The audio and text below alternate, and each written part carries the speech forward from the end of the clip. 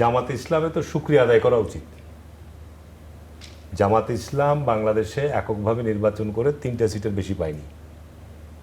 বিএনপির সঙ্গে জোট করে তারা 18-20টা সিট পেয়েছে। বাংলাদেশে ত্রয়োদশ সংসদ নির্বাচনে বর্তমান সংসদ গঠিত হয়েছে।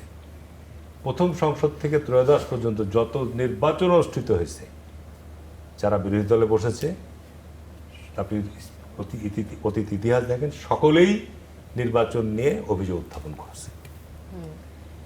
আজকে এটা নতুন না। এখন বিষয়টা হচ্ছে যে জামাতে ইসলামে তো শুকরিয়া আদায় করা উচিত।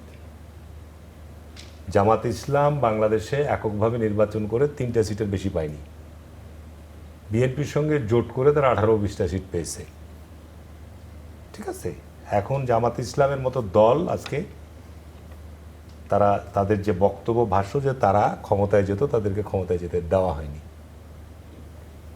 এটা তো বলবো যে এটা তাদের সৌভাগ্য যে তারা প্রায় 70-75টা জোট সিট নিয়ে 70-80টা মতো প্রায় সিট নিয়ে তারা বাংলাদেশে এখন বিরোধী দলের দায়িত্ব পালন করছে, যারা বাংলাদেশের 71-এর সরাসরি মুক্তিযুদ্ধের বিরোধিতা করেছে এবং মুক্তিযুদ্ধের সময় যে সরকার পাকিস্তানে ছিল সেই সরকারের অংশও তারা ছিল, মন্ত্রিপরিষদ সদস্য পর্যন্ত ছিল।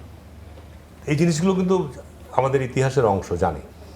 এখন দুর্ভাগ্যজনক হলো যে জামাতে ইসলামের সময় আজকে আমাদের মাননীয় স্বরাষ্ট্রমন্ত্রী পার্লামেন্টে মানে যমুনার কিনারে আর যমুনার বাইরে আপনার ভিতরে এখন বিগত 15 মাস 16 মাস অন্তর্বর্তীকালীন সরকারের সময় জামাত ক্ষমতা মানে এনজয় করেছে।